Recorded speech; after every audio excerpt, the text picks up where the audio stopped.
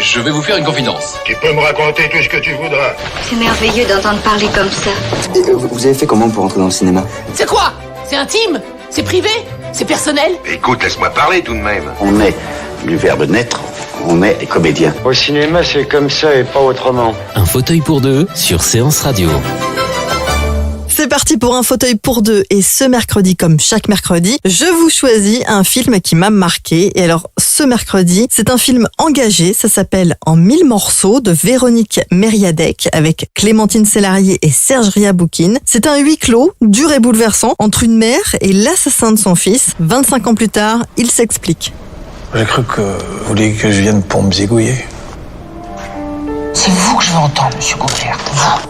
Parce que depuis 25 années, je me dis, mais c'était quoi la vie de ce type pour qu'il fasse un truc pareil? C'est un film qui nous interroge sur le pardon et la résilience, des sujets difficiles à traiter au cinéma et pourtant, dans En 1000 morceaux, l'humanité est mise à nu. Grâce à un scénario humble et une performance d'acteur incroyable, Serge Riaboukine est mon invité. Bonjour Serge. Bonjour. Je suis ravie de vous recevoir pour ce film. Moi aussi, je suis ravi que vous me receviez. Parce que c'est un sacré film quand même, Serge. Ah ouais, ça on peut pas dire le contraire, hein. C'est pas évident comme sujet et comme personnage à jouer, tout à fait. Alors on va en parler, mais quand même Serge, c'est quoi? C'est 40 ans de carrière, c'est un visage et un charisme qui traversent les années et qui nous a marqué dans chacun de vos films. Alors justement Serge, franchement, j'ai essayé de choisir quelques-uns des films pour mieux vous définir et j'ai pas réussi tellement il y en a. Alors si vous deviez en choisir 4, un par dizaine d'années, ce serait lesquels? Alors il y aurait Peau d'homme, cœur de bête, qui est un très très beau film que j'ai fait avec Hélène Angèle, qui m'a valu d'ailleurs le prix d'interprétation au Festival de Locarno. Je le casse parce que personne ne le sait, c'est toujours bien. Ensuite, il y a le film très populaire, La Tour Montparnasse infernale, dont je suis fier parce que j'ai beaucoup aimé faire ce personnage, même si le film est un film très populaire, il n'y a pas de problème là-dessus. Ensuite, ça va pas être évident, j'y ai pas réfléchi avant, heureusement pour me poser la question à Alice. J'avais beaucoup aimé faire Une femme d'extérieur avec Agnès Jaoui, bien sûr, de Christophe Blanc. Christophe Blanc, le metteur en scène. Et puis, après, je pourrais dire tous les films que j'ai fait avec Manuel Poirier et Salvadori, m'ont beaucoup plu, parce que c'était des films à la fois tendres et humains et avec beaucoup d'humour, et où j'avais beaucoup de place pour m'exprimer. J'aimais beaucoup ce cinéma-là, qui malheureusement se voit moins. Et voilà, on va dire ça. Après, évidemment, il y en a plein d'autres, mais voilà. C'est vrai, il y en a plein d'autres. Et d'ailleurs, de la comédie au drame ou des grands films ou des films d'auteur, vous êtes quand même un pilier du cinéma français. Et qu'est-ce qui a toujours guidé vos choix et qu'est-ce qui continue encore aujourd'hui à guider vos choix de films? Ce qui guide mes choix, c'est quand on me les propose, les films, parce que il faut travailler, j'accepte tout ce qu'on propose. Non, j'exagère un peu, mais c'est pas loin. C'est un métier difficile et quand on a une proposition, j'ai une chance, c'est qu'on me fait des belles propositions éclectiques. Alors il m'est arrivé évidemment de refuser certains rôles, mais c'était assez rare, oui. Je ne vais pas non plus me la taper à vous faire croire que je suis un mec éthique qui fait des choix. C'est la vie qui choisit pour moi et je suis très content de ça. Après, c'est comme vous dites, c'est les scénarios, c'est les histoires qui vous... Oui, c'est les histoires, et puis les rencontres, les metteurs en scène, les conditions, j'entends par là, si c'est pas à l'autre bout du monde, des fois, ça m'est pas arrivé souvent de me proposer de tourner au bout du monde, mais c'est pour dire, c'est que ça qui peut m'empêcher de faire un film. En mai dernier, on avait eu le plaisir de recevoir Julien Boisselier pour un autre film où vous avez joué, c'était Mon cœur transparent. Bien sûr. Superbe. Aujourd'hui, on vous retrouve donc dans En 1000 morceaux. Vous aimez quand même les premiers projets. Qu'est-ce qu'ils ont de particulier, ces premiers projets, ces premiers films comme ça? Les premiers films, ils ont souvent une force que n'ont pas certains autres, parce que évidemment les réalisateurs qui sont à leur premier film mettent beaucoup d'eux-mêmes dedans. Il y a quoi, une certaine urgence qu'il n'y a pas dans les autres? Une urgence et puis une naïveté, une insouciance que n'aura pas le réalisateur aguerri. Et il peut faire des fois des fulgurances, trouver des façons de s'exprimer que d'autres n'ont pas, parce qu'ils sont déjà, dans une connaissance qui fait qu'ils se surveillent, ou je ne sais pas. Des fois, il y a une liberté dans les premiers projets. Alors revenons sur en 1000 morceaux. Qu'est-ce qui vous a plu à la lecture du scénario et comment s'est faite la rencontre avec Véronique Mériadec, la réalisatrice? Ce qui m'a plu, tout d'abord, c'est que j'ai pas voulu le faire. C'est ça qui m'a plu, c'est que j'ai un tel rejet que j'ai dit oh là là. Et après coup, j'ai dit mais non, il faut le faire parce que comme la personne ou les spectateurs qui verront le film, au départ, on peut s'imaginer en voyant le sujet que ça va être rébarbatif. Et que plus on rentre dedans, plus c'est riche et très fort. Et moi, au début, je vous avoue, je sais pas, aux 2/3, ou même à la moitié de la lecture, j'ai dit non, je ne ferai pas. Mais bon, j'ai continué à le lire. Et quand j'ai fini de le lire, j'ai dit mais non, il faut le faire. C'est trop important. Et bon, ce qui m'a décidé aussi, c'est qu'il y avait Clémentine Célarié qui m'a beaucoup...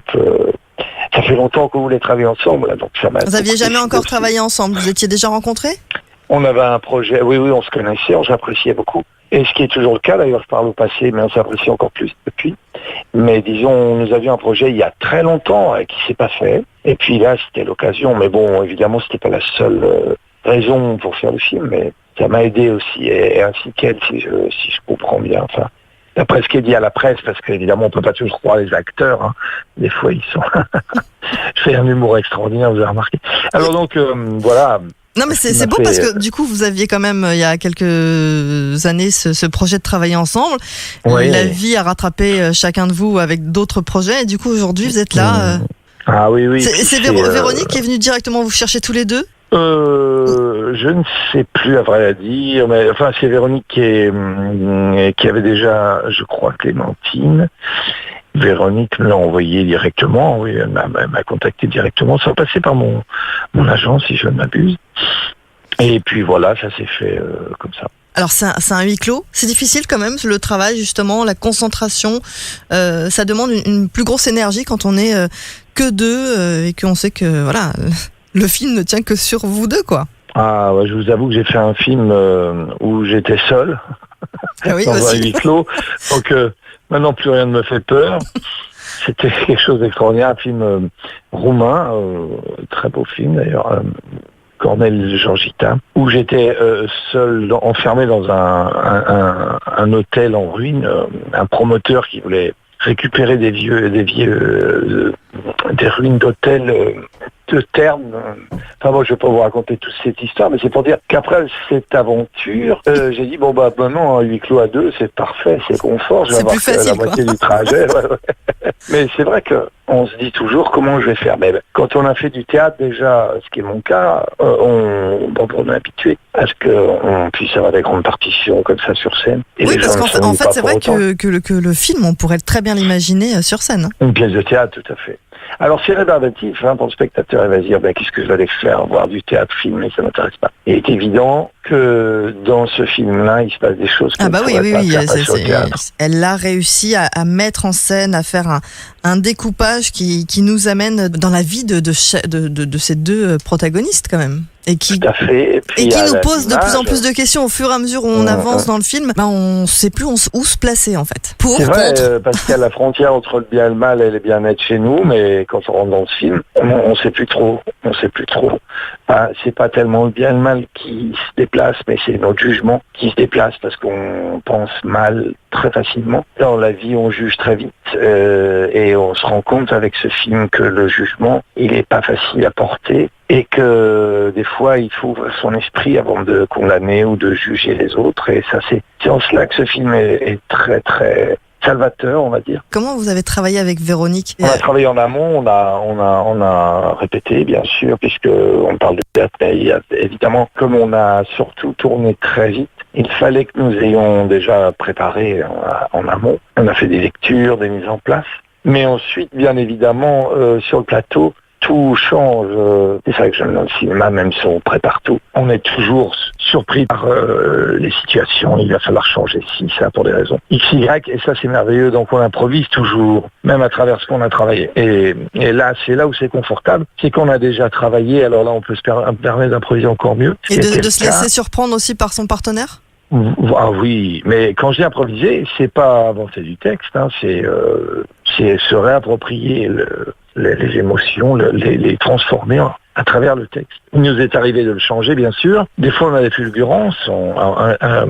Clémentine, autant que moi, on a eu des mots qui nous sont venus, mais c'est très rare. La plupart du temps, c'est le texte qui est écrit. Mais c'est surtout des improvisations dues à l'évolution au tournage, parce que nous avons eu la chance de le tourner chronologiquement. Donc, on voyait l'évolution à chaque fois que je disais que ce qu'on avait préparé, eh bien, des fois, n'était pas en phase avec ce qu'on venait de faire, finalement, en amont. Donc ça, c'était du luxe. C'est la carte postale que Olivier nous a envoyée 2 jours avant. Voilà, je veux que vous la lisiez. Ah non, ça, je veux pas. Non.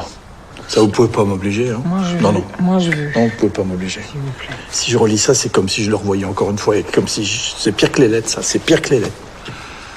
Je veux que vous le lisiez, ça. Je préfère que vous me pétiez la gueule, là. Cassez-moi la gueule, pétez-moi la gueule. C'est trop facile. Oui, c'est facile. Ça, c'est facile aussi. Ça, c'est facile, ça. Oh! Arrêtez ça, arrêtez. Ça suffit. Arrêtez. Ça sert à rien, ça. Ça sert à rien. Vous croyez pas que j'y repense pas, moi?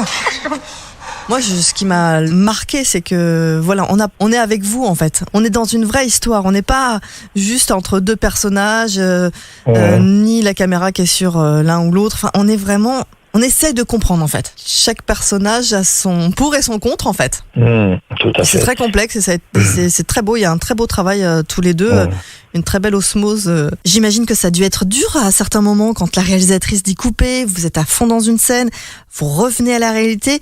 Ça m'impressionne toujours comment un acteur revient dans la réalité quand il traverse des sentiments forts comme ça. D'abord, c'est un métier, alors je vais pérorer comme je dis souvent. Nous pérorons, nous les acteurs, en croyant. En croyant, c'est le déni. Hein. On est toujours en train de dire, oh ben non, moi je sors du rôle. Et je me suis rendu compte récemment que je m'étais totalement fourvoyé. Et il est évident qu'on est très touché. Surtout là, moi j'ai jamais été si touché depuis que je fais ce métier que par ce rôle. Et ces personnages, je suis autant touché par le mien que par le sien, hein, évidemment. Si ce n'est plus par le sien. Parce que quand je la voyais, j'étais ému par son personnage. À Clémentine. On est là, on croit qu'on traverse les émotions. Et parce que par métier, par habitude, effectivement, on en sort en claquant des doigts. Et avec Clémentine, on faisait les couillons, on se racontait des grosses bêtises, on était comme des gosses à l'école, après à la récré, parce que pour justement s'échapper de cette émotion. Mais mine de rien, elle nous gagnait même en dehors. Ça, je m'en suis rendu compte plus tard, à une interview où j'ai fondu en larmes après avoir vu la bande-annonce, et en me remémorant l'émotion que ça générait chez nous, quoi. Et nous avions souvent sur le plateau des émotions qui nous submergeaient, hein, que ce soit la réalisatrice Clémentine ou moi, mais pas toujours au même moment, et des fois en même temps, c'était impressionnant. Est-ce qu'il y a comme ça des films comme celui-ci ou d'autres qui vous ont soudé à un réalisateur et qui vous font avancer en tant qu'acteur? Oui, bien évidemment, les aventures fortes comme ça. Ces aventures humaines, en fait. Ah ouais, tout à fait. Mais ça va à toute vitesse dans notre métier, vous savez, en 1 heure, on est déjà amis comme cochon, et puis après, le lendemain, on est plus grands amis du monde, puis une semaine après, on se téléphone plus, donc on est très habitué à ce genre de relation éclair, qu'au bout d'un moment, c'est vrai, on est devenu tellement imperméable à ces, comment dirais-je, on n'est plus du tout touché comme quand on quittait le pensionnat ou la colonie de vacances. Ou la colonie, ouais, on n'est plus du tout à se retourner à regarder son copain à travers la vitre de l'arrière de la voiture en ayant des grandes larmes qui vous submergent. Non, là, c'est malheureusement on devient très froid. Mais sur celui-ci, non. Pour se protéger, c'est toujours pareil. Ouais. Hein. Mais pour celui-ci, Donc, un peu moins, peut-être. Ah bah celui-ci, un peu moins, mais c'est sûr. Ah bah Clémentine et Véronique, on est très proches, c'est sûr. Mais il y a plein de metteurs en scène avec qui j'ai travaillé. Et quand on se voit, on est trop content de se voir parce qu'on a des émotions fortes. Mais c'est ça qui est curieux dans ce métier, c'est qu'on parle d'émotions intenses, on exprime des choses sur la société. Puis dans la vie, des fois, on n'est pas tout à fait en phase avec ce qu'on raconte. Ou alors on n'a pas le temps, enfin c'est un peu comme ça. Mais c'est pas du tout l'amertume, hein, c'est une constatation, je vous donne. Et vous pensez justement, en parlant de constatation, que c'était plus facile avant ou plus facile aujourd'hui de devenir acteur ? Moi je pense que c'est plus facile maintenant tout en étant plus difficile. C'est plus facile pourquoi ? Parce que maintenant on peut se dire acteur en claquant des doigts. Oui. Enfin moi en tout cas j'ai eu beaucoup de mal avant de mettre cet adjectif, cette fonction sur moi. J'ai dû d'abord passer par des conservatoires, des cours privés. J'ai fait beaucoup d'études avant de me dire bah oui ça y est, j'avais du mal à me considérer comme acteur tant que j'avais pas l'impression que j'avais appris. Évidemment, au bout d'un moment, je me suis rendu compte que il faudrait tout le temps que j'apprenne. Donc, il était temps que je me décrète acteur parce que sinon, je n'allais jamais le devenir. Et je vois, il y a des jeunes gens, et j'ai rien contre eux et contre ce qui leur arrive. Mais des jeunes gens on les prend, ils n'ont rien fait et ils sont très bien, formidables même. Mais ce qui est extraordinaire, c'est qu'en fait, ceux qui, pour le cinéma, je parle, qui viennent comme ça du jour au lendemain devant une caméra, ils n'ont peut-être pas l'appréhension que peut avoir quelqu'un comme moi, par exemple, qui a tellement sacralisé la chose, préparé, projeté. Quand j'arrive devant une caméra, j'étais comme un papillon, un lapin dans les phares d'une voiture. Plutôt, c'est plus joli. Un papillon, ça me correspond pas trop. et alors, voilà, alors que celui qui arrive, qui est vierge de tout, il va peut-être être beaucoup plus naturel finalement que celui qui a tellement travaillé. En fait, en tant qu'acteur, vous travaillez toujours les rôles et pourtant il faut rester vierge pour un tournage. C'est contradictoire, faut travailler, mais le jour où on arrive sur le tournage, il faut faire comme si on n'avait rien appris. Exactement, ouais, c'est tout à fait ça et bon, des fois c'est difficile. Plus le temps passe, évidemment, on a une certaine expérience et on se dit, mais pourquoi je dois recommencer comme ça? On se voit faire, on se dit, mais c'est pas possible. Mais non, ça recommence. Bon, c'est comme ça. En même temps, c'est viscéral, hein. Du truc, hein. C'est la magie et c'est viscéral aussi. Voilà, tout à fait. Alors, en 1000 morceaux, il y a quand même des sacrées phrases, un sacré texte sur ce film. Est-ce que vous en avez une ou deux de répliques qui vous viendraient? Alors moi, ma grande capacité, c'est à l'oubli. Et là, je peux vous dire que sur ce coup-là. Bon, moi, j'en ai une pour vous. C'est comme une machine à remonter le temps, la tôle. À remonter la merde. Ah oui. Ah ouais. Même quand Clémentine dit si quelqu'un me dit que le temps pense les plaies, je lui dirai de venir me voir et je lui montrerai les miennes. Vous pensez que ce film va toucher qui? La moitié de la France, et ça va être un tel succès que maintenant on va avoir une carrière internationale. Mais il peut toucher tout le monde? Ah oui, il peut toucher tout le monde, bien sûr. Il peut même en toucher dans le sens où ils réagiront, ils seront en colère ou réactifs. Parce que c'est pas facile à accepter ce genre de dilemme, de se mettre en face de ce problème pour de vrai. Il y a des gens qui sont réactionnaires, dans le sens propre du terme, enfin premier. Et c'est normal. C'est pour ça qu'il y a des réactionnaires dans le monde, en France. C'est des gens qui ont du mal à accepter le pardon, l'ouverture d'esprit, parce qu'ils ont peur, ils se protègent. Et en fait, ils font tout le contraire. Mais bon, moi je ne les juge pas. C'est normal que c'est humain. Selon les strates de conscience, moi je vais pas dire qu'ils sont inconscients. Chacun sa façon. C'est une ouverture d'esprit en fait. C'est un point de vue. Bien sûr, oui, bien sûr. Et est-ce que du coup ce film a changé votre point de vue sur certaines choses pour l'avenir? Je dois avouer que oui, parce que je dis que je dois avouer parce que j'ai du mal à l'avouer, parce que comment dirais-je, il est difficile de se mettre à la place de Clémentine, du personnage, et de faire ce pas énorme qu'elle fait. Je suis incapable de dire si je pourrais le faire dans la vie. Mais mon esprit est beaucoup plus ouvert effectivement à ce genre d'attitude, d'état d'esprit. Bon, j'y étais quand même à 2 doigts avant de faire le film, hein, parce que c'est un pas qui est très dur à franchir. Donc en 1000 morceaux, un film qui va ouvrir les esprits, on peut dire ça? Ça serait merveilleux. Merci beaucoup Serge en tout cas d'avoir participé à Un fauteuil pour deux. Et puis on espère vous recevoir bientôt pour un autre film. En 1000 morceaux avec Clémentine Célarier et vous-même, et bravo à Véronique Emeriadec pour ce très beau film à voir absolument au cinéma. Merci beaucoup, à bientôt Serge. À bientôt, au revoir. Je sais que j'ai fait une grosse connerie. Tu te sens coupable pour ça? Bah oui. Fais chier à gémir comme ça là, comme une gonzesse. T'as de la chance d'avoir mal, parce que moi je peux plus avoir mal, tu vois, je peux plus avoir mal. Alors vous voulez que je continue? Oui.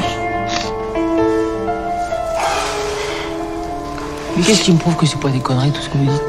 Mais pourquoi vous voulez que je vous raconte des conneries? Vous croyez que je suis venu ici, pourquoi? Vous êtes une faute de la nature, une erreur. Relève la tête. Relève la tête, je te dis.